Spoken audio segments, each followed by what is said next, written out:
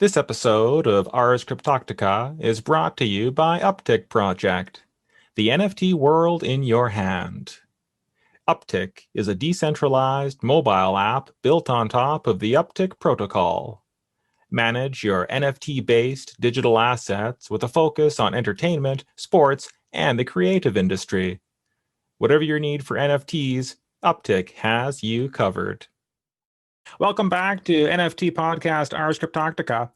This is episode 17, and the theme for this episode is poetry and NFTs. Henry, let's go. Now, this is exciting. This is really exciting. You know, half of my life has been immersed in poetry, the other half in art. So I couldn't be more blessed than to have the conversation today with the people that we have. Normally, I like to go into long introductions in about the people that we have on the show. Today, I'm going to let them introduce themselves. So in your introduction, say what you like, say what you want other people to know about your contribution as a poet in the NFT space, and read me a poem. That will help the audience know a little bit more about you in the context this show is about today. So let's start with Duo Crypto. Duo, why don't you introduce yourself, and then we'll move on to the ladies and finish with Digi. Okay, good morning all. I am Duo Crypto. My name is Luis Alberto, and I am from Honduras, Central America. Actually, I entered the space, the NFT space, like 5 months ago, and I have been immersed in this amazing world. You know, I have been a poet, a painter, and also a photographer for the last 25 years, maybe, because I came from a background that my parents had an art gallery when I was little until I entered my youth. You know, and I was surrounded by painters, by poets, and it was a pretty amazing world. So yeah, this is the second podcast that I am in with you. The first one I thought that it was the Slash Aces, I think. The Deck Project, yes. Yeah, so right now we have a project going on that it's called Poetic Soap, that we have been talking to mentalists, and we ended up like running this program that it's from the community for the community, as we are making artists come to Poetic Soap and bring us either is visual, either is poems, or even reading, and we combine it with our skills of three of us, that is Stone, Laura, and me. And yeah, we are on the second one, that it's a pretty amazing one, because the person is behind the visual is so amazing illustrator, and yeah, Laura did the boys, and it was amazing. I don't know if you want me to read the poem. I know that Laura, maybe it sounds better with Laura, but as we are doing poetry right now in this podcast, I don't know if you want me to read my poem. Yes, why don't you? Okay, so the poem, it's called Out of This World.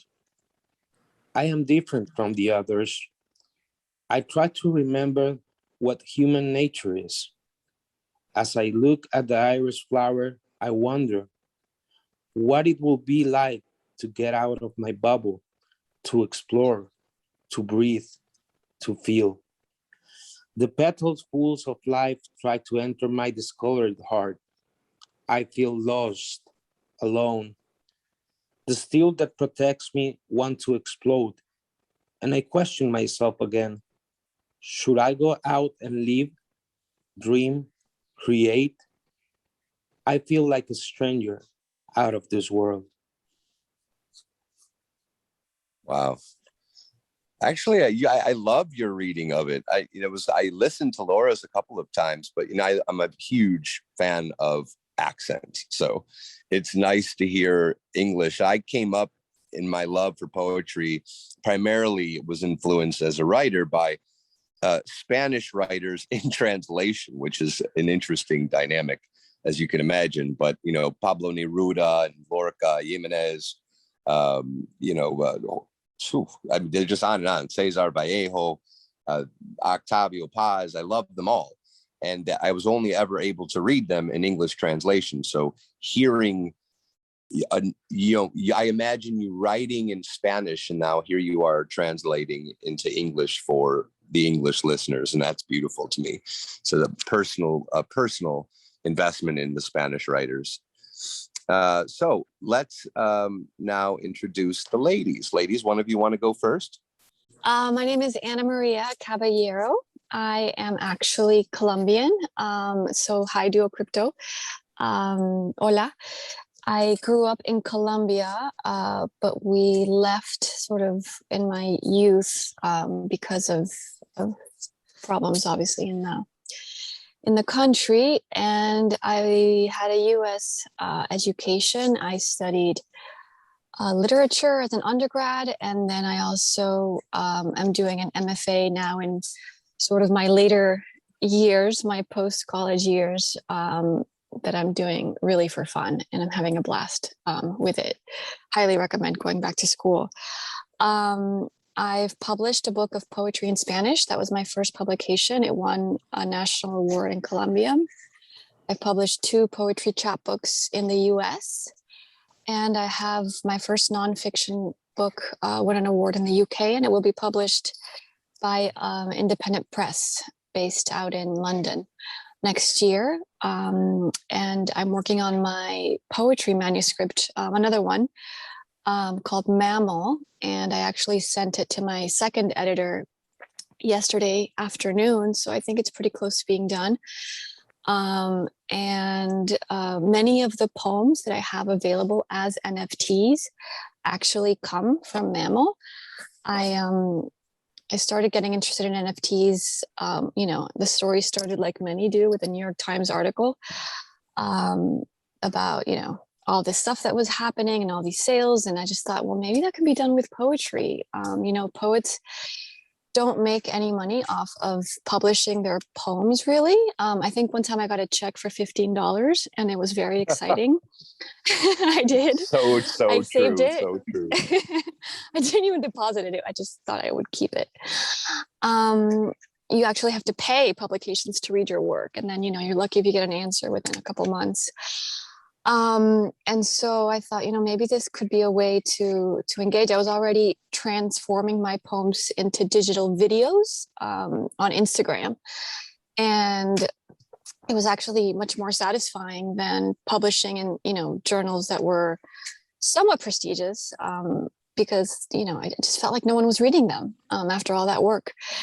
And so I started knocking really on Callan's door, and she was amazingly supportive. Like, she's been to so many writers in the crypto space. You know, I think we all have a big sort of debt of gratitude with Callan, and how sort of inclusive she always is of everyone.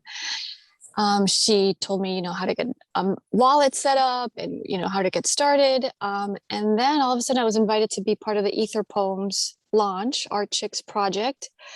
And so I'm part of the second one, and I have some poems available there.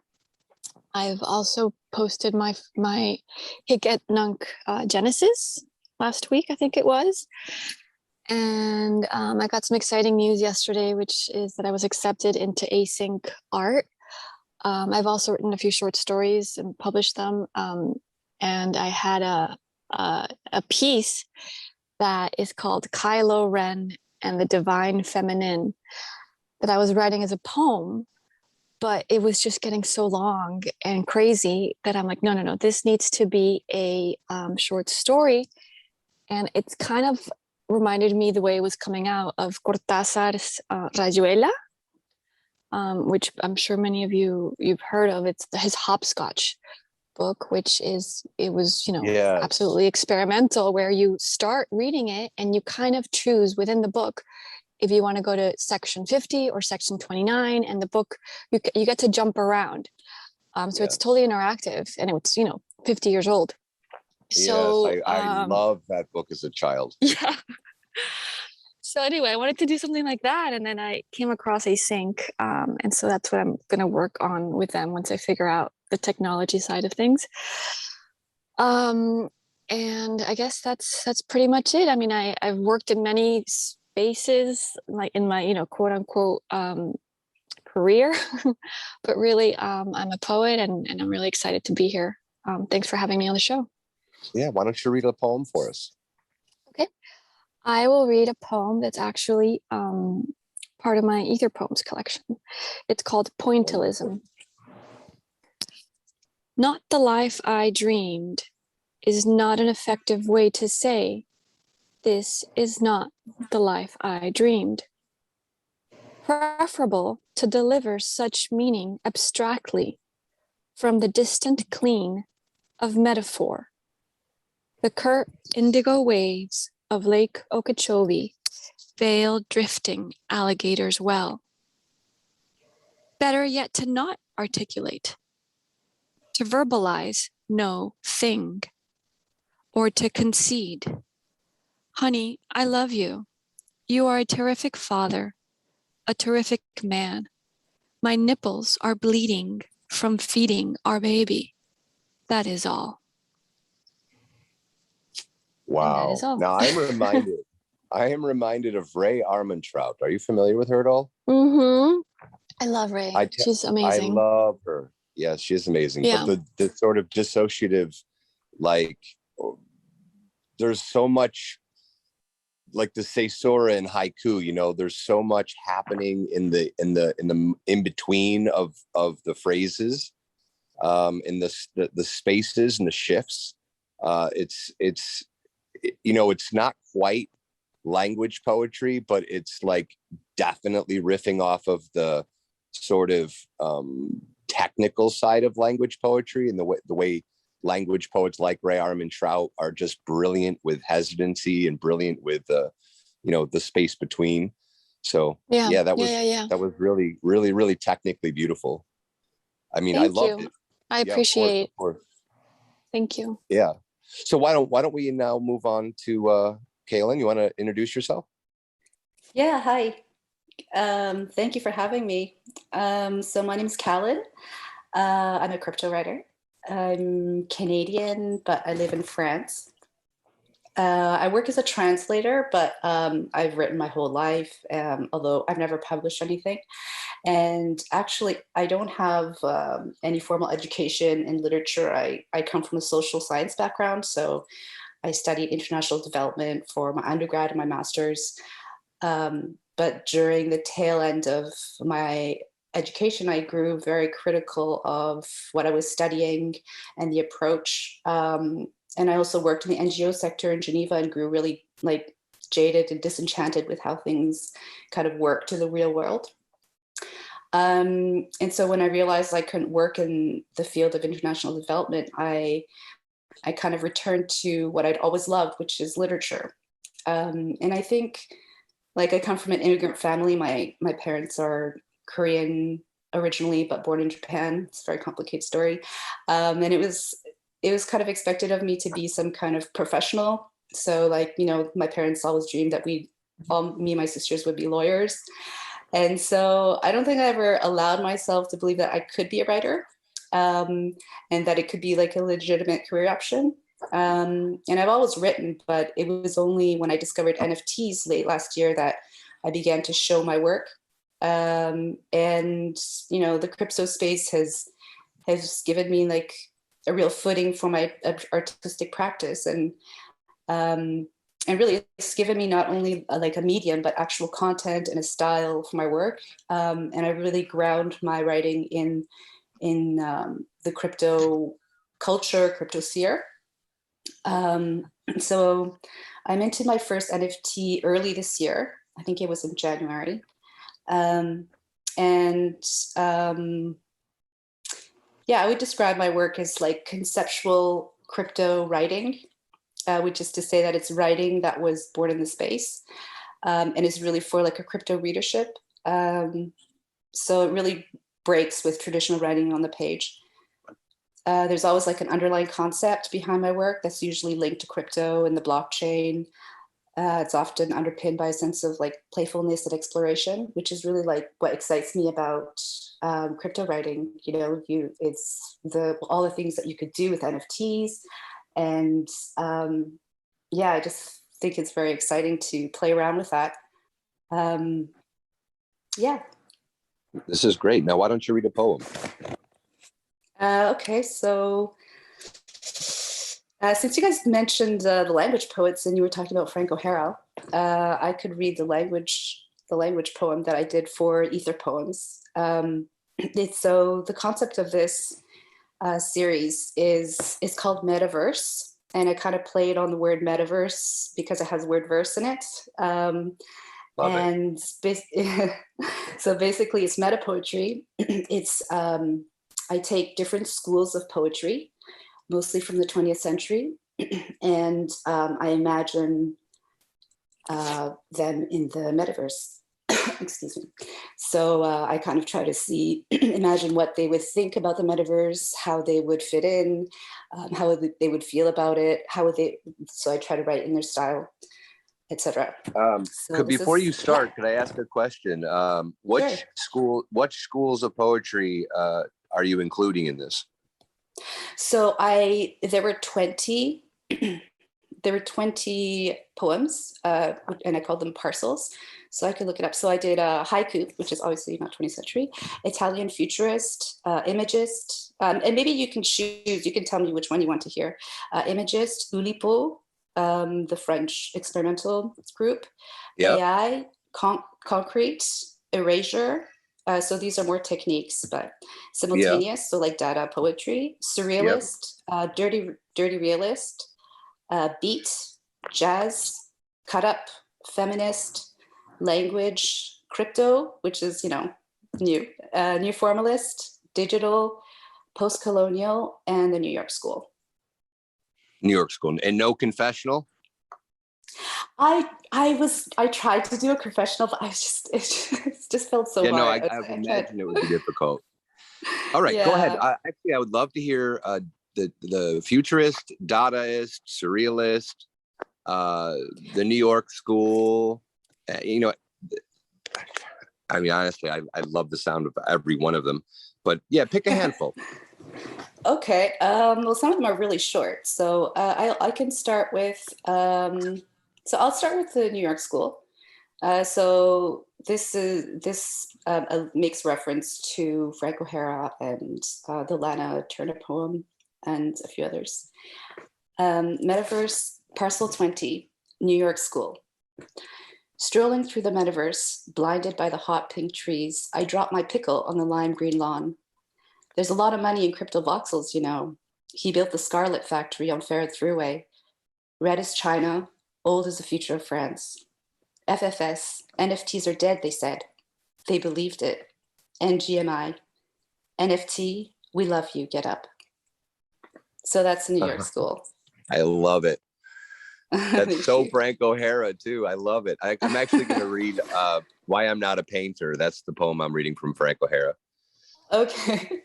Yeah, I was so, I didn't study poetry, but I kind of just like read a lot of the poems and I tried to kind of absorb like the style. So I don't know about like the technically if it's like how close it is, but yeah, thank you. Yeah. Well, the use of color is very prominent in his work, you know, the dropping of color. So it was nice to hear that. Go ahead. So I can do you want me to do the language? Are you interested in the language? Yeah, let's do that. Yeah, go right ahead. Yeah, okay. So Metaverse, Parcel 16, language. A poem in the metaverse is Cryptovoxel, Somnian Space, Decentraland, Alice Toklas in Wonderland, collectors of non-fungible tokens. Decentralization, rhizomatic, I'm at home on the blockchain, slipping and sliding on the signifying chain. So I make reference to like Jacques Lacan and the rhizome. Yeah, exactly. Fantastic. So that's the language. So maybe read Dada, and then we'll come back to this a little bit later. Sure. So for the Dada, I have the simultaneous, which I can't do because it was a video poem, and I I recorded it 3 times, so it's like 3 people reading at the same time. What was the other Apropos. data one? What was that? I said apropos. Oh, what were you? Were you after Pacabia or Apollinaire? Who are you? For the simultaneous, it was really Tristan Zara. Like the Zara, original, very like, interesting. yeah, so like the Café Voltaire, like the performances there. So that's what I was going for with that one, the simultaneous one. I had a cut up as well. I don't know if that's very interesting. Surrealist? Okay, sure, surrealist. Let's do that. Was it Breton? The surrealist, yeah, I mean, I kind of read a bunch of surrealist poems, and I just picked up kind of the ideas, like, you know, the juxtaposition of like very strange things together, yes, and that kind of thing, and, you know, stream of consciousness writing, but, you know, edited, obviously. Yeah, so that's what I did with the surrealist one. Okay. Those kind of, yeah. So Metaverse, Parcel 9, surrealist. A poem in the metaverse is pink trees growing out of printing presses, avatars sleeping in tight Brian Brinkman pants and cardboard boxes in the moonlight. A poem in the metaverse is a Fiwo painting, eyes bulging, upturned, streaming, neon lights in a vast invisible pastoral landscape. A poem in the metaverse is my pen, moving through the streets, drawing words and song and blood. A poem in the metaverse comes from Lacan's real, lives and dreams on 19 Mountain Alley, on lagging computers and high-speed lifestyles. We dream awake in the metaverse, reciting lines of dreadful poetry, typewriters drifting like pink leaves in the wind as far as the eye can feel. Well, it was almost, that reminded me of William Burroughs there at the end. Oh, yeah, okay. The typewriter's drifting. It's like Naked Lunch all over again. All right, Digipedia. Thank you. Digipedia, let's talk, brother. Yes, Mike. Of course. You want to introduce yourself, Digi? Yeah, hi. Good morning, everyone. Thank you for having me on the show. I'm Digipedia. I'm a poet from India. I have, like my counterparts over here and the contemporaries in the field, I have no formal training in poetry or literature. But I've been writing and trying to improve my craft by telling stories via poetry for about 20 years now. I have self-published 2 books, and I heard about the NFT space. I wanted to continuously improve my craft and try to experiment. So I joined the space, and I tried, one of the early ones where I was not speaking of, there was no spoken poem, or I'd not recorded in voice one of those poems. I experimentally put up, and just by the sale of the 1 poem, I actually made more money as compared to royalties from 2 books. So that made me realize the how do you call it, the incentive for innovation and the incentive to experiment with new technology. And I thought that, okay, I should maybe push this further. I've been writing poetry for a very long time, but recently I shifted my focus to changing the way poetry is experienced. So I have a little bit of skill with 3D and with drawings, because I am a mechanical engineer myself. I've been building ships and oil rigs my entire life, and of late I've been working with a lot of technical data. So I thought, why not experience poetry in a totally different way, where it was always either read or heard. Why not make it just float in space? Why not make it interactive? Why not let the viewer take it anywhere they want via augmented reality and experience the way they want to, juxtapose it with the environment that they are in, and try and see how it goes. So those are the things that I'm experimenting with right now, and thankfully they're getting a decent amount of response. But the whole purpose of this experiment is to further the narrative and further the story that a few words floating in space, can convey. So, that is something that I've been doing so far. If from one of my previous experiments, I would like to read a poem, if that's okay, Henry. Yes, please. So this one is called A Vignette of Precious. So this is from my previous major project where I wrote one poem every day, and I did it for almost 4 months, actually more than 4 months. And this was part of my second book. Here I focus more on simple structure, but trying to tell a story, trying to tell a visual story, and trying to create a striking narrative with words. So here goes, A Vignette of Precious. The senseless few that kept the view on the fields and trees and the hills, they stood at guard at walls' defense through sun, wind, rain, and the chills. They never broke guard the sentries and never even winked or blinked. These sentinels of the precious, they maintained a roster well inked. Nothing ever moved and nothing changed when they stood fast at watch, and nothing or no one came near or even left a mark or a blotch. One day the winds roared and blew. In the faces it threw dust. And yet they didn't budge or close eyes, for protect their precious they must. Then followed the rain from heavens and drenched them to their bones. And the night now started to descend. The light disappeared in cones. In all this fury sent from above, these guards got more alert, for they knew the signs of it all. A thief was approaching to flirt. One loosed an arrow into the dark, splashing and splitting the rain. It flew so silently and swiftly though, but the thief was too fast, his gain. So a volley of arrows was set to sky. The thief smirked and began to glide through the muck ahead with his sword, and through the mud he'd slide. He slashed and cut with his sword the arrows that flew his way, but kept moving forward hastily. With him his robe would sway. Suddenly a stinging pain in his chest. The guard had hit him square. An arrow from behind came, a hidden one, they hadn't played fair. He fell to the ground in a thud and formed a pile of cloth. The guards came down but one, and they began to move forth. They kicked the thief into the muck, and something hit their leg. An arrow was shot from above, and their senses, how? They beg. For the guards had not accounted for the second thief to exist. And now they saw at their feet the arrow, a robe in its midst. The thief had never existed when they realized another shot hit, and they fell to the ground both, beaten by the third guard's wit. He approached the precious kept safe and opened the box with wide eyes. A mirror showed him his true self, and he died all from the surprise. So this was one of the, the storytelling or narrative building experiences that I was aiming to work on in my previous work, which I still continue. I try to tell stories in short and long form poetry. Just try to keep it simple, rolling, but to paint a striking narrative. Well, I'll tell you, it's rare that you see such a gripping and thorough use of rhyme and meter in poetry today. Like, that was really beautiful. It's in tackling such grandiose theme.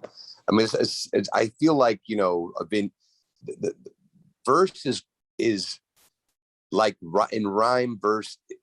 I love when it attacks that level of theme, because sort of historically, hearkening back to Shakespeare, you just feel like when you're hearing something, at least I do, when I hear something that's rhyming, I want to feel like it's delving into something that's outside of the moment and outside of, not so much an introspective thing, whereas like when I read something more in free verse, or the biblical line, or confessional, or the language poets, like then you I don't know, it's interesting. I wonder how each of you feel about that, the way in which the approach to the line changes the sincerity of the subject matter. Before we get into the NFT, I'm curious what you each think about that. I actually have you made a really good point there, because this is exactly why I choose to use only simple rhyme schemes and use only simple words. Like there are many ways to, like you said, when very well said, that there are many ways to approach a line, to construct it and to convey a meaning. I can make it non-linear, I can make it complex, I can make it inverse, I can make it, I can make it actually transverse by cutting through and, interchanging the layout.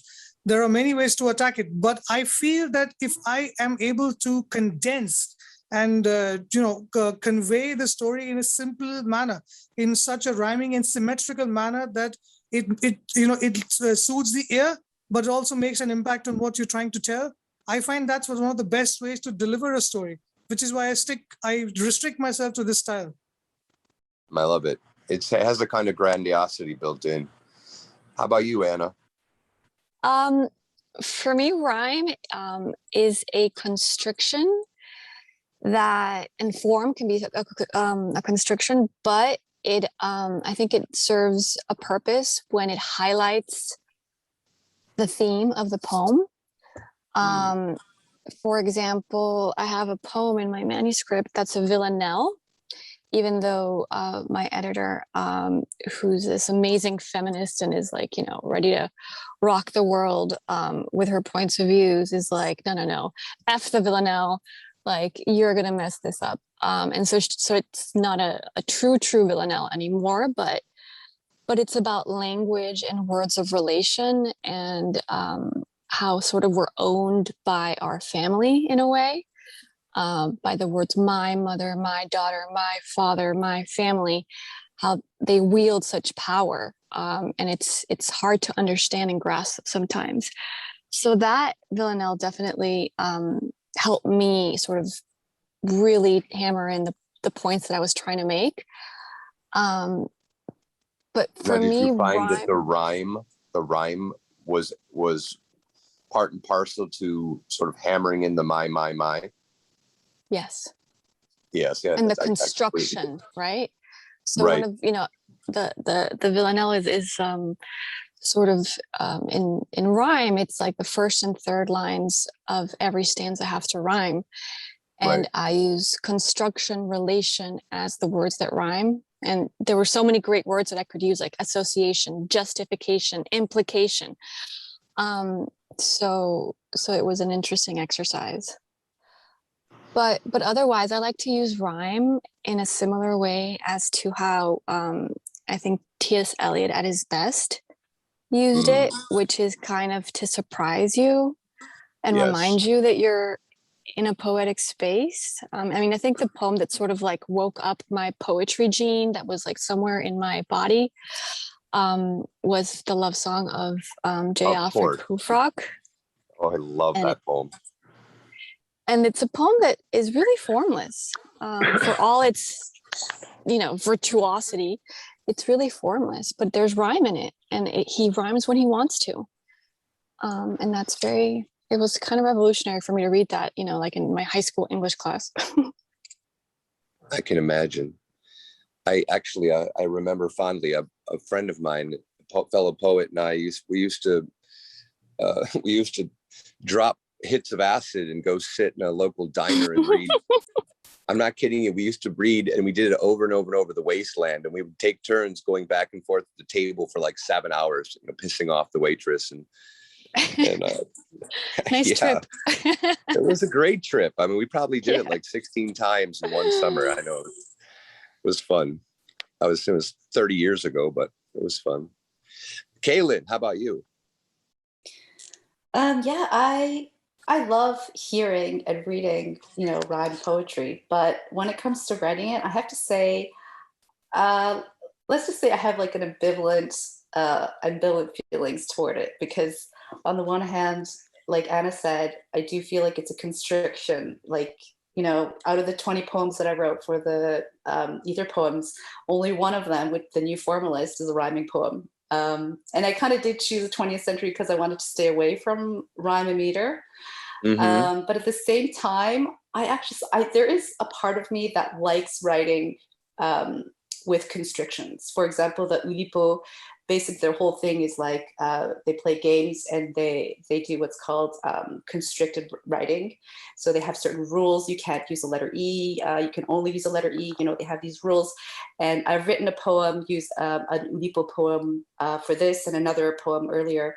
And I like the kind of puzzle nature of it. Like I kind of like putting it together and So, you know, a part of me really doesn't like it, and a part of me actually kind of enjoys it in a strange way, I guess. Very nice. And Duo?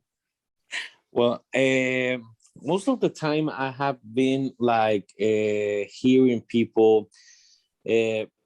I've been talking a lot to Kenshiro and how to construct the poetry in the right now, you know, because the actual wave of poets are using like a new way to construct lines on poetry, and it's pretty amazing because we were used to see like you were saying before, Latin Hispanic poetry is made out of hard, and the lines are very short but very strong, and right now people are constructing poetry like a form of telling story, and that's very new, and I love the way it's coming. Well, you know, and a reason I wanted to segue off of this idea of the line and structure, because I want to now dig into the NFT. And the thing that I find fascinating about poetry in the NFT market is that, you know, Digi said something, or I collected his first dimensional piece. I really think it's a breakthrough. I think there's a lot to be done there. I'm really, really excited for him. And the thing that it triggered in me was this idea of a freer verse. The way in which all of the structural considerations of poetry now can expand sort of paradigmatically, metaphorically, by way of the technology. There's an almost infinite possibility of ways and means of imagining and reimagining how language can work its way off the page and into the metaverse. That's important, I think, because I don't. There's not a lot of theory writing on this yet. I do think it's going to come. But, you know, you think about movements like the Concretists, you know, you think about what was done on the page specifically over time. You think about the biblical line, and you think about anything, any structural anomaly, any consideration that builds a poem, you know, go back through any of the movements. We now can look at that differently. We can now think about that in 3D. We can now think about meaning differently. How can meaning expand dimensionally by way of this digital bridge to the NFT? And, you know, just to go back into, you know, this almost inside joke among poets, everybody on the show, I think, agrees that you can make more money in the single sale or, you know, couple sales of NFT, you know, an NFT poem than you might make in a career as a poet. So there's that consideration, but for me, that's not as interesting. I mean, I love that we can make money off our poems, and I have sold two already myself. But I'm more interested in how it's going to free verse more than verse has ever been free. So I actually thought, you know, it'd be fun to coin a word today, the freer verse movement, FREER, freer verse movement. And let's write a manifesto, like a Dead Cadaver manifesto, where I'll write a paragraph of the manifesto, and then each of the guests today will write a paragraph of the manifesto. Your take on how the NFT is going to free verse more than it has ever been. How does everyone feel about that? You think you guys can contribute a paragraph on that concept? No, I think it's brilliant. I think this is the way, and this is the reason why we are in this space together, because we understand the possibilities of actually freeing it and, you know, experimenting and innovating further. So this is brilliant. And I just wanted to expand a bit more on what you said. You know, you are really right on the innovation that I'm trying to do is literally for that, to free the verse and to understand how we can experience it further in a formless shape or just in different forms. To give you one example, one of my latest piece of my latest experiment on this one in 3D augmented reality poems is just who am I? I've literally repeated the word who am I or the phrase who am I in a grid. And I've staggered the grid in a way that when you rotate it, creates a dissonance. Like the words are repeating in a different way. You can't see clearly, but you know what's happening. And no matter how you turn, you can make sense of it. And when you reverse it, it becomes, I'm a OHW, like a one-hit wonder. So I'm also trying to experiment with this kind of integration into the poetry. So I think this is a great idea about writing the Freer Verse Manifesto. I'm all for it. Ladies? Yeah, no, I mean, that's free verse. I think verse, to be honest, is free. I think the problem we have is the logistics of poetry. The way that poetry is published and packaged and consumed needs to be freed. Because in my classes, I encounter such brilliant young poets. And it's like a really kind of Sisyphean task for them to like get published. And for me too, but between us, I'm 40. So I've just been at it for 20 years and I kind of gave up on making a career of being a poet. But I see these students that are like ready to take it on. And then they just get so disheartened because there's really just no way of making a living. It's just not possible. So I think that the poetry journal and these gatekeepers in poetry just need to open up to the technological side of things.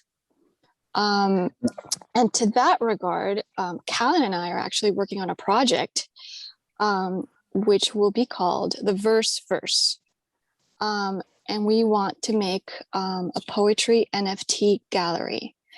Just like there are art galleries for painting, for sculpture, for anything really, but there's nothing for poetry. So we want to, our plan, our master plan is to make manifest the intrinsic value of a poem as a work of art, but we need to infuse them with new media. The black and white on the page is just not cutting it anymore, I think. And so what DigiPedia is doing, for example, is so exciting. These virtual reality poems. I mean, imagine putting that and sort of projecting it in your house. And DG, I'm going to knock on your door to that effect. But yeah, welcome. I agree with everything that's been being said. Khalid? Yeah, sure. Yeah, it sounds good. Like, I think from the beginning, my thinking has been kind of freeing words and kind of like scattering them across the metaverse in the crypto space, wherever I can kind of find space where I can kind of like wedge in words, So I think, yeah, that's a really interesting. For example, like I wrote like a super 4-line poem. On OpenSea, you have the trading history where you see all the trades that's been made, and there's like the wallet name. And I actually wrote a poem on the trading history by creating 4 different wallets and then naming them a line essentially of a poem, and then kind of like putting in like ridiculous offers so that they kind of appear one after the other. And then so you have like a random poem, like a poem in a random place on a page in OpenSea in the trading history where, it's the last place you would expect to read a poem, So yeah, I think it's a great idea. That's fantastic. Now, just that, like, just touch on that. I mean, think about, there's the possibility that has never existed before. I think there's also something to be said, going back to what Anna was just referring to, the gatekeepers. There's also this puritanical kind of overwrought view of poetry that it should never be subject to like capitalistic commodification. And, that is the radical side of poetry, is always fought the system that way. When you think about the great movements, the great poets, most of them, especially maybe up through the 20th century, sort of happened on the side. But what people don't realize is if it were not for the academy, you know, most of those poets wouldn't have existed or wouldn't have been sustained. They were pretty much, you know, you can look at the 20th century as primarily, you know, at least in the West, as a poetry that was sustained by the academy. And I think that that's been part of the problem. And so the gatekeeper, one of the biggest being the academies, the universities, I should say, you know, the Academy of Poetics is it's all doctrinaire. It's like it's hand selected. And, you know, this is what is freeing now, is that the gatekeepers are not going to have a say. It's the same thing with art. I mean, I can't tell you what an extraordinary transition it's been for me to come from the analog art world and the world of galleries and shows to the NFT space, where every aspect of my career is strategized and culminating at my will without any gatekeeper, any intermediary. There's nobody that's asking for a percentage cut. You know, there's no art dealer, there's no curator, there's no, you know, handlers, there's nothing. You know, I've said this before, you know, I have had, you know, solo shows and they cost me $25,000 and I walk out of there with $35,000, and I've given away half my work, you know, to art dealers and curators, because what doesn't sell typically, especially with international shows, they build right into the contract, you know, this sort of gratuitous access system for them, you know, especially with artists that, you know, are emerging and not emerged. If you're below the glass ceiling, you know, it's different than being Damien Hirst. You know what I mean? So in the world of poetry now, I see the NFT space as opening the door for poets to be the rock stars that they have been at various times in the past. Certainly in retrospect, like the Rimbauden, you know, that Rimbaud persona that can evolve in real time now. Poets will be liberated to evolve their personas in real time and not have to wait. Like, I'm sure you've experienced this, Anna. You have a manuscript ready and your publisher says, okay, we're going to publish this in 2 years and 6 months. And you're signed up, you know, like that's exactly what's happening to me right now. Yeah, exactly. I mean, it also, I'm sorry to jump in, but this also happened with my first book. They said that, okay, you're on a wait list. We signed you. Now you pay this much money to move you up the list. It's a and joke. in my case, like, you know, they awarded me a prize. They made this, you know, big deal out of it and published it everywhere. And I'm like, okay, great. Like, you know, when are we getting started? They're like, oh, we'll contact you in a year or so. I'm like, what? Yeah. Yeah.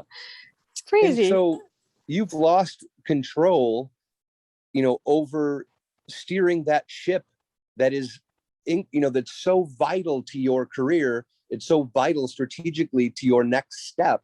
You know, it's like if you take that whole body of work out of the river of the flow of your life's project and set it on a shelf to get dusty for a year and a half, so that, you know, it suits some, you know, mega corporation's timeline for publication, then your whole life project is on the back burner for a year and a half, right? Especially in the public sense. And I mean that mostly in the public sense, the perception of your life's project. I mean, if I can speak a bit to that. With this short story that I was writing that I was so into, I lost interest in it after I published another short story and realized, you know, like, kind of, it was just so anticlimactic. It was totally deflating. I'm like, oh, I'm going to gouge my eyes out writing this short story. And then, you know, spend 6 months trying to publish it. And then it comes out and it's like, wah, wah. So the opportunity to pitch it to Async Art made me want to write again. And I guess that's what I wanted to share. Like, I think the NFT space could really motivate writers that are disheartened or just, you know, maybe doubtful about continuing, to really give it their all, because it's kind of worth it. Like, you have control and you could possibly, potentially actually make some money. And I totally agree with what you were saying, Michael. Like, there's no disgrace in poetry being a paid art. It doesn't diminish the value of the work. It doesn't diminish the value. And I think maybe for the first time in history, what we're standing on a precipice for artists and writers and musicians. Even I can see this happening for textile artists, bringing the material world into the digital world is going to be radical shift. And the primary win-win is that your life project can happen in real time now, meaning that the fire that you feel as a creator in any of the arts is something that is difficult to sustain when you are waiting for a show date, when you are waiting for a performance date, when you are the gig, the show, the poetry night, the publishing, whatever it is. So now I see us as being tasked as stewards of the space to sort of build this structure and communicate this newfound freedom that your life's project, and I like the term causus sui, right? That idea that you have a reason for being, and that this reason as a creator now has this sort of unleashed potential in this space. So I'll give you a for instance. So I'm working now on a particular an art project, which is I'm writing theory essays about it and whatnot, and it's up onto its third iteration, was released and sold yesterday at auction.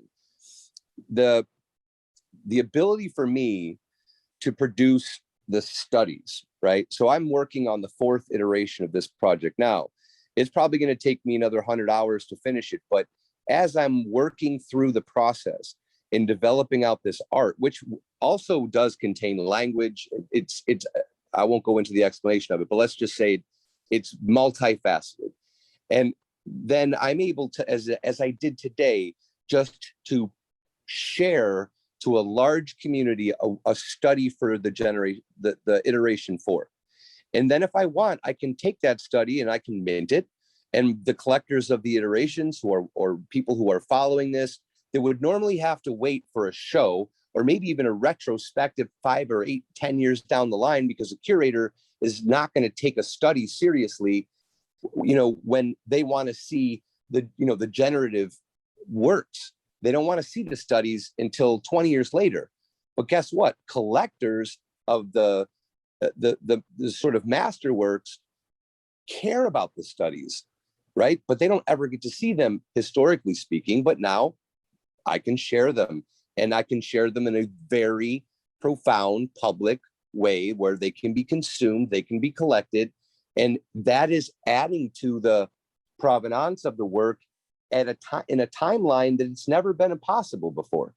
And I see that same potential for poets, that you could have a poem, you could be working on a book, and you could generate an extraordinary amount of support for that book just by the strategic way in which you share it. Maybe not even whole poems, you can share sections of a poem. You can write an essay impromptu that is sort of underpinning the schematics or the subject matter or the theory of the content. I mean, Digi can do this with his virtual reality poems. So the liberation of poets, as we're speaking today about poetry, is so completely real. And I don't think that this is well communicated. And I hope that we, as a group here and others like us, I hope we do start to communicate clearly what is possible. The potential is limitless. And I'll open the floor to that comment. I think that's really interesting, like these two things that came up, money and time, right? So I hear, I often hear my writer friends who have published in traditional publishing, complain about how long it takes, like Anna was saying.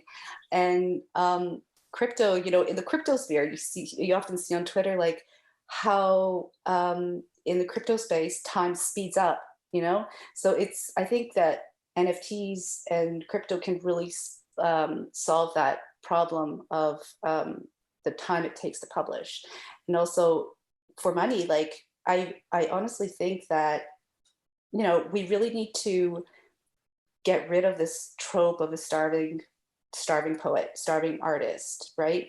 Like we really need to start paying artists and seeing it as a job as well, like an art, but also something that they need to be paid for, because you know, they put their labor into it, into their work, and they should be, you know, properly compensated for it. And it just reminds me of this little aphorism by an artist called Polisadi, who's Polish, and he used to say, like, I don't remember the exact order, but he used to say, money for the artists, art for the people, glory to God.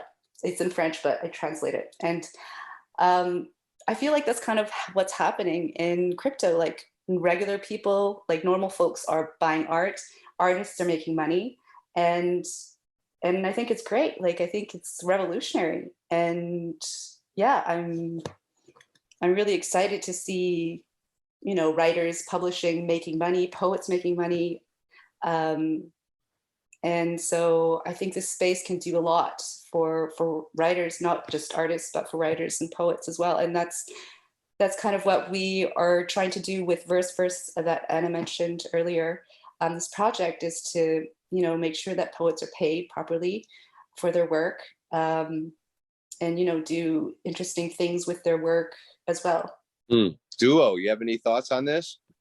Yeah, actually, it's pretty interesting because right now we are on a verge that not only us are the ones that has to be on the space, being able to show poetry, and as you say, in the Hispanic world. Right now I am doing like a research, and I am documenting where I live. There's a lot of artists and poets that has been lost through time because they didn't have the medium to show their work and show their feelings, you know, and I am trying to go to every town that I can and try to documentate that art that it's actually written in the walls. The poets here doesn't have the medium to show their words, so they go to the streets and to the walls and paint those words. And it's pretty amazing because you see a lot of poems that usually you are not going to be able to see on the web or on the space. And I am trying to reach those artists and try to make them know that the NFT is part of the new era.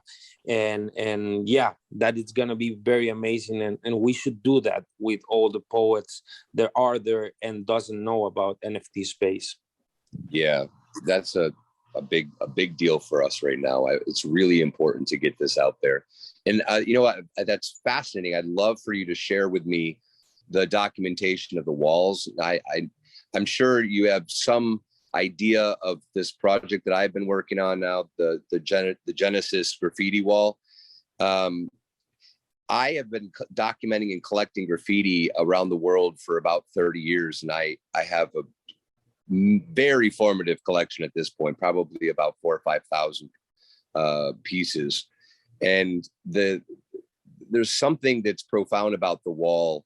You know, that just makes me very, very happy to hear that story. Thank you for sharing it. It reminded me of I think it was Raikkonen or somebody who discovered the Buena Vista Social Club in Cuba. A bunch of older, beautiful souls that just used to sit out on the front steps and you know, play their hearts out. And they were discovered, I can't remember who discovered them, but by some American blues music producer. and he brought them to light, and they just took over the world of music for about 2 years. And I don't know if you've heard of them, but it's Buena Vista Social Club. They had a great It is run. one of the best. He is one of the best series that I've seen, and I believe they're also available for free on YouTube. So it was so beautiful. Oh yeah, my gosh, Dos Gardenias por Amor. I love it. Oh, so great. Okay, I'm glad they were discovered. Can I read you something from my country? This is Roberto Sosa, and this is a poem that he wrote for the poor people. Because in my country, well, right now, and from a long time, it has been a country that has been enslaved by industries and companies that comes and steal from the people, right? So he wrote these social poems, and it's pretty amazing. I don't know if I can share with you this, please. If it's okay. Okay, so here we go. I don't know if you want me to read it in Spanish and then in English, or only in English. Yeah, why don't you read it in Spanish and English? That way, okay. Yeah. Okay, it has meaning. Yeah. So here it comes. It's called Los Pobres. Los pobres son muchos, y por eso es imposible olvidarlos. Seguramente ven en los amaneceres múltiples edificios donde ellos quisieran habitar con sus hijos. Pueden llevar en hombros el féretro de una estrella. Pueden destruir el aire como aves furiosas, nublar el sol. Pero desconociendo sus tesoros, entran y salen por espejos de sangre, caminan y mueren despacio. Por eso es imposible olvidarlos. The poor are many, and so it is impossible to forget them. Surely comes in the sunrise multiple buildings where they would like to live with their children. They can shoulder the contents of a star. They can destroy the air like angry birds, clouds the sound. But unaware of its treasures, they enter and live by mirrors of blood. They walk and die slowly. Therefore, it is impossible to forget them. Wow. Ooh. Thank you for reading that. And you can go and search every single town and every single place in my country, and you will find these amazing artists, these amazing poets, and you will be thrilled, and I think that in every single place of Latin America, you will go and find things like this. I remember the moment I first heard about a writer named Ferraria Goulart, was a Brazilian poet, and he wrote a book called Poema Sujo, The Dirty Poem. And it was a foundational work for me. It's just understanding. I mean, Neruda is so elegant and so eloquent that sometimes it's hard to grasp how political he is because of how profound his language is. He's almost too much. He's like the Shakespeare of South America. But this Ferraria Goulart is just dirty. I mean, I love that he called this book, it's a masterpiece. He called it Dirty Poem or Poema Sujo.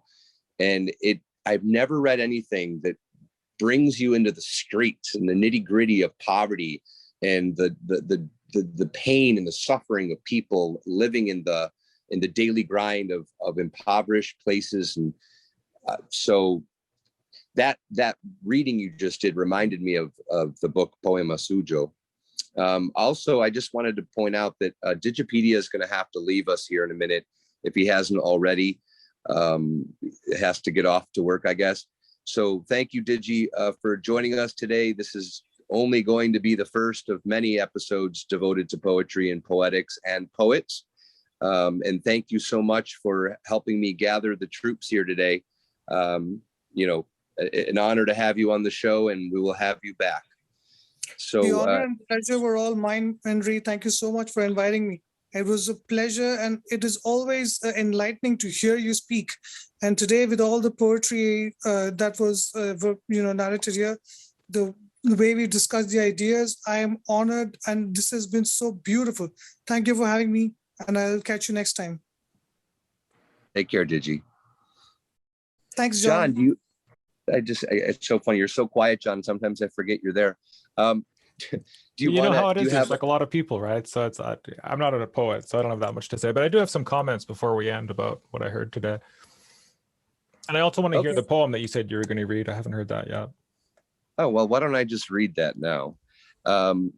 Yeah, so I just thought it would be really appropriate to read this particular poem by Frank O'Hara, because here you have a poet who's, you know, as was the case with the New York school, and you know, these painters and these poets were all like mingling in the bars together in New York City. The Abex painters, you know, like the Pollocks and the de Koonings and the Motherwells, and these guys were meeting in bars and you know, smoking and drinking with poets like Frank O'Hara. And one of my favorite poems by him anyway is called "Why I Am Not a Painter."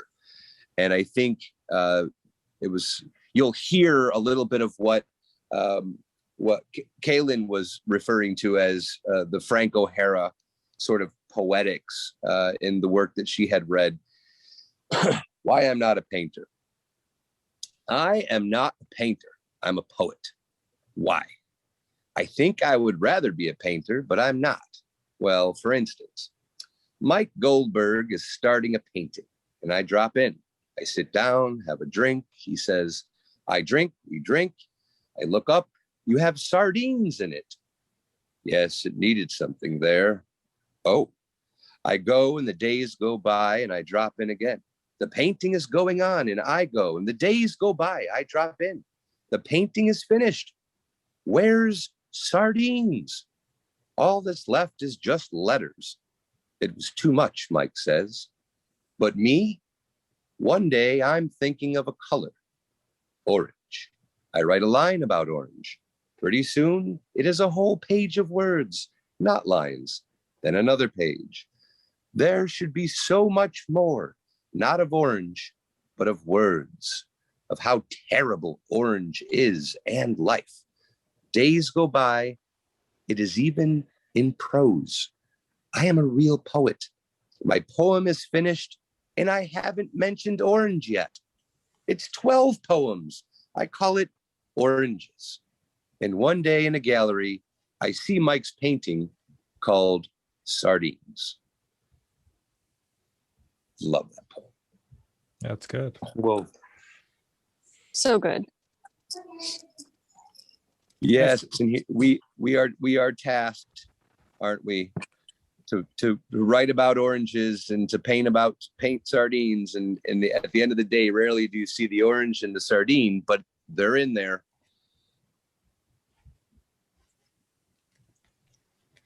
so touchy, and it's pretty amazing the difference and how the past collide with the future, you know, and hearing I don't know who it was, I think it was Anna, reading poems about NFTs, you know, and then switching to poems that we have maybe heard in the past as poetry lovers, and it's pretty amazing. It's so crazy. That was Khalid, I believe, Yeah, right? but You're referring to the poems. Yeah. Exactly. Pretty amazing. Well, let's read another poem from you guys as we're starting to wind down here, and we're going to do this again, less impromptu.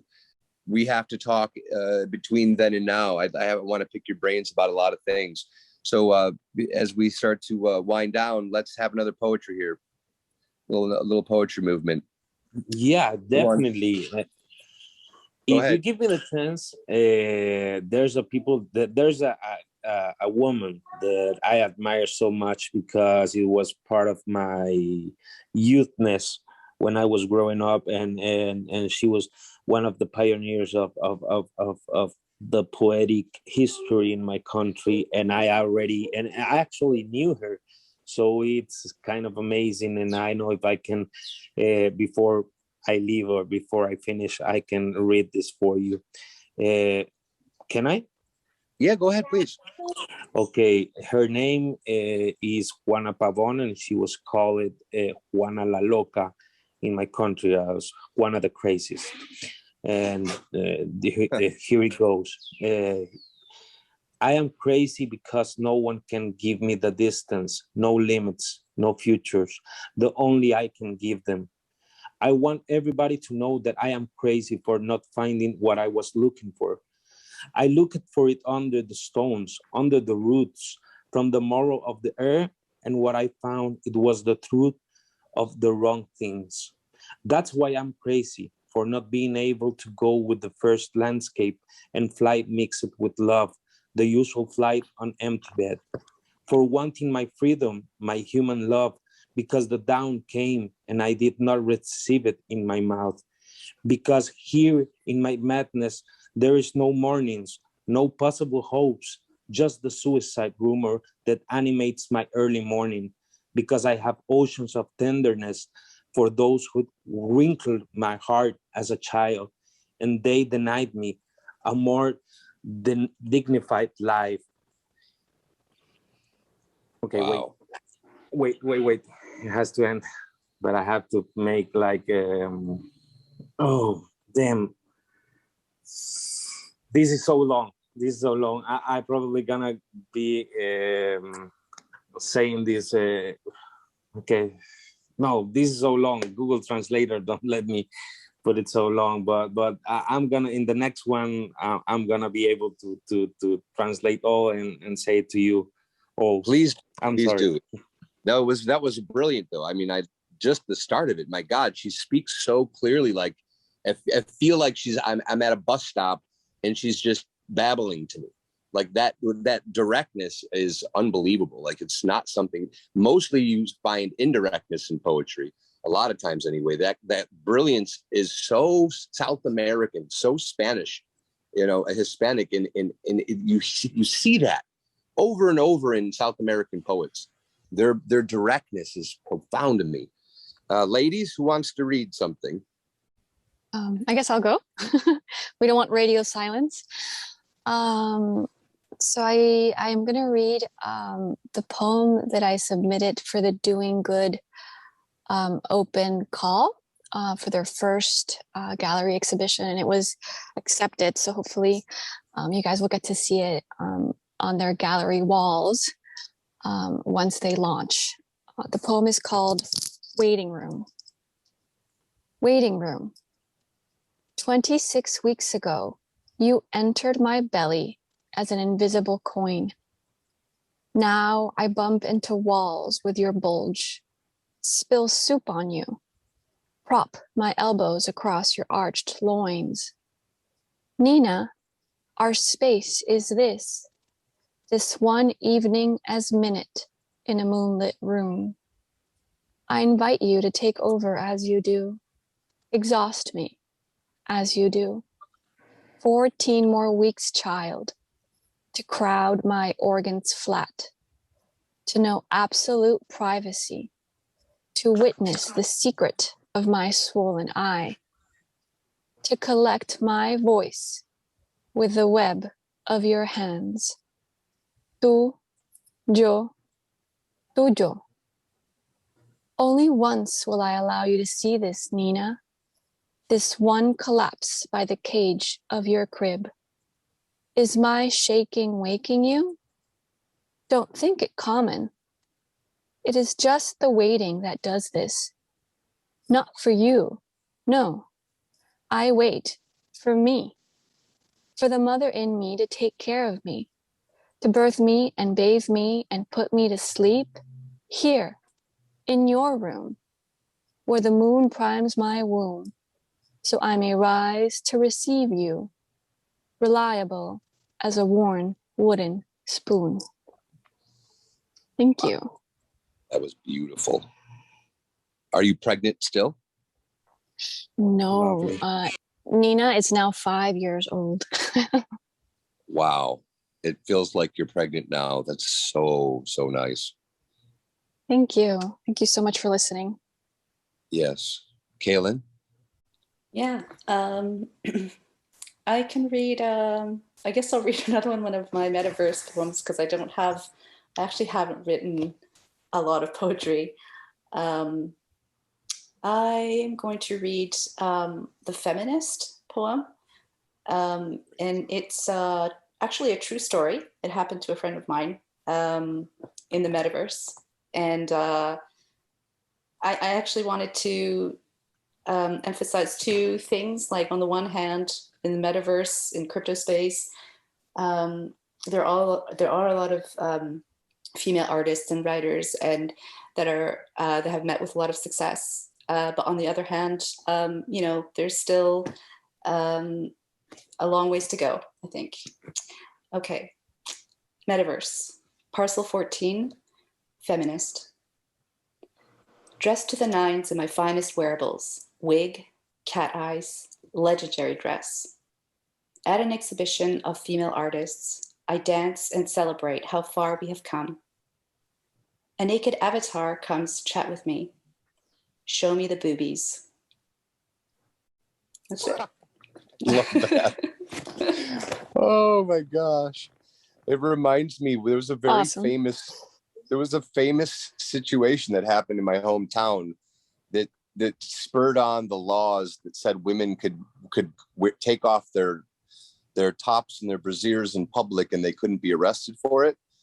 And so the national case that spurred on the legality issue as to whether or not women could go topless happened on a place called Cobb's Hill in Rochester, New York, which is in upstate New York where I live. And I was probably 17 or 18 and I'm turning 50. So I'm 49. So it gives you about how long ago it was. And I remember because it was such a big deal. They camped out and there was hundreds of women that just marched on this hill. And it's, a gorgeous little park and, a reservoir water, beautiful day, cops everywhere. And these women just all locked arms, took off their shirts and stood there for the whole day. It was unbelievable. The news came, next thing you know, CNN was there. So that just reminded me of that. I hadn't thought of that in years. Oh, well, truly a feminist statement, that's for sure. Okay, so I have the second, third, and fourth part already translated. So if you let me finish, I can finish if it's okay, because it's a strong poem. I don't know if I can. Can I? Yeah, go ahead. Okay, here goes the second and the final part. Yes, I am crazy because I love Tchaikovsky, Jacobo Cárcamo, Roque Dalton, and Morazán, because I love the moon, the sun, the stars, the music, and the mountains, because I love Pucho, the children's to Walda and Pink Floyd. I'm crazy because I eat death and misery in the water, because I love God and I admire Marx, because I love peace of the cemeteries. My madness, gentlemen, is to find my little creatures buried under pieces of cardboard, Federico said. These kids, when they get up, they look like shallows on scratches. That's my madness. Cross plastic boys who read Vanities, Cosmopolitans, and Our Tegucigalpa. My madness is in the suffocating smokes, what gives me the pedestrian zone and the tired and infinity pain that gave me the real street. I'm crazy because the splash of mud, my clear pupils, while this agony of pains always wants to sleep with me. Yes, I am crazy with pain of love, of rage for my impotence, for my cockroach resistance, for the groans that beat the windows of my soul. I'm crazy to rage to the ignorance ladies. Every time their cockhole husbands, they fix their eyes on my saggy tits without a bra. Let them know that my madness lay for foundations to almost always say what I think. And if sometimes I shut up, it is for not hurting susceptibles or out of consideration. What an effort, my God. I am crazy to unmask to that people and their independence and their indecence for corrupt burglars, assassins, explorers' cells. homelands, and above all, because I hate prejudice of those who only know how to point, but they don't see the tumor they have in the prostate and the vagina. For all those things I know and I shut up, is that I am crazy. Whew. That is unbelievable. Wow. Well, I'll read a poem, and then I want to open the floor for you guys each to have a final statement about what you want to tell, what you want to say to the young writer that hears this podcast, to the poet that does not know about the NFT yet, or knows about it but is on the fence, or is nervous, or what, let's give them some confidence votes. But first, I'll read this poem.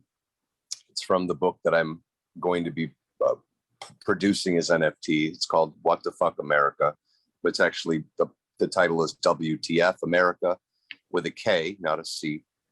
It's a critique of the country for sure.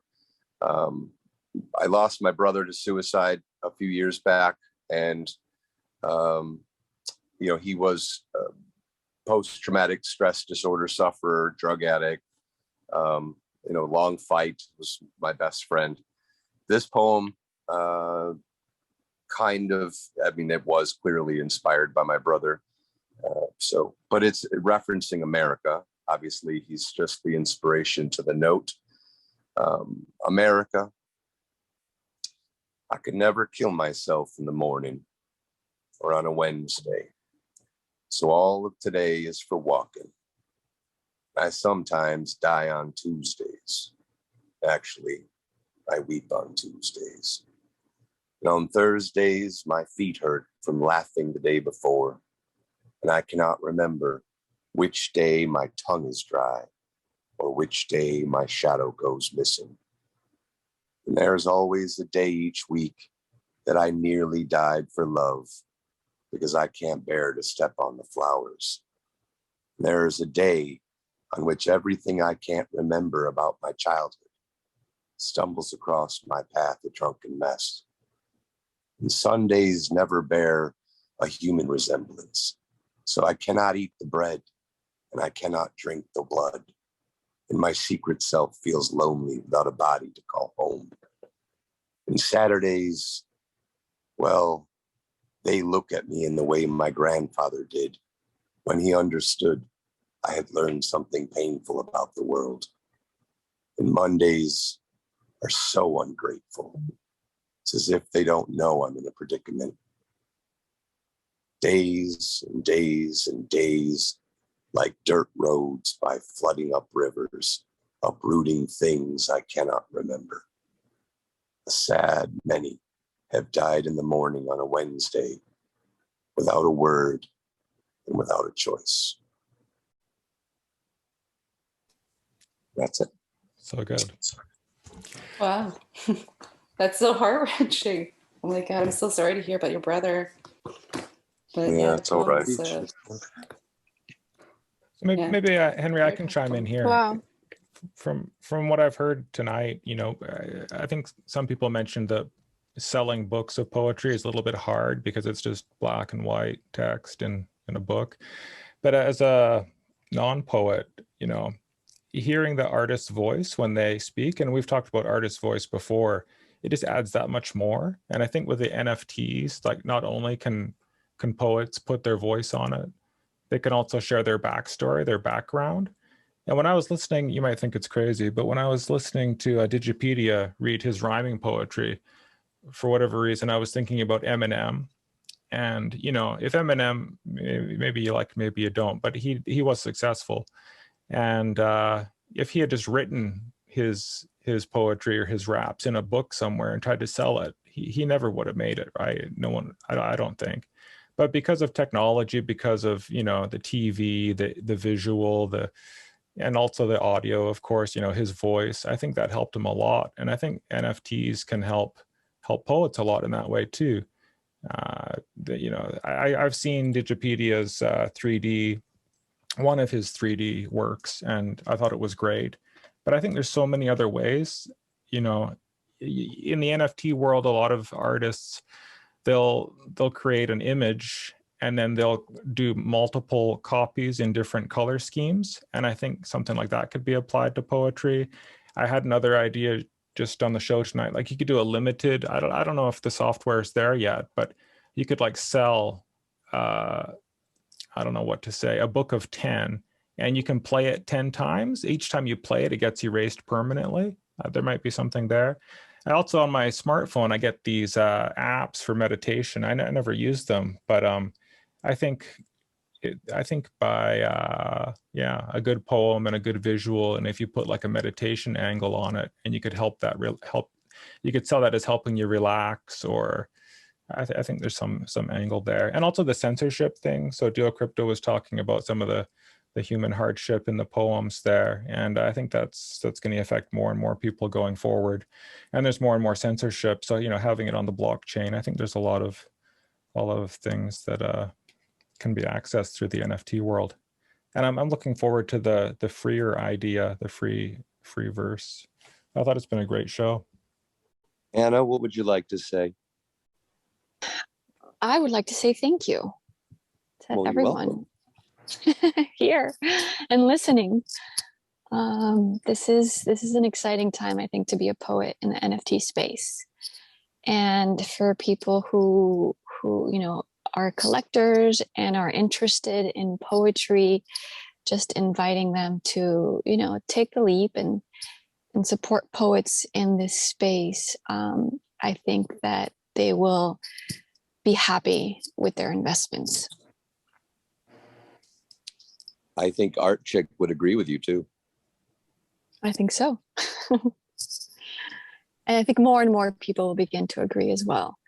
Look at what happened with photography, with generative art. All these projects that, kind of didn't raise any eyebrows or weren't drawing much interest, all of a sudden are exploding. And it's only a matter of time that the same will happen with poetry. Agreed. I do think that the coordination from the individual to a collective voice is going to be important. So the work that you guys are doing with verses, I think that's the kind of thing that needs to happen.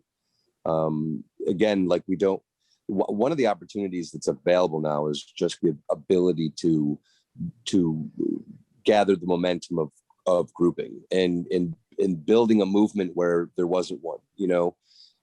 Twitter is so powerful in that way. The ability to gather, impromptu through spaces, to coordinate through spaces, everything can be coordinated now. And I think the more that we focus our energies on building community, strength in numbers kind of thing, I think that's going to help out a lot too.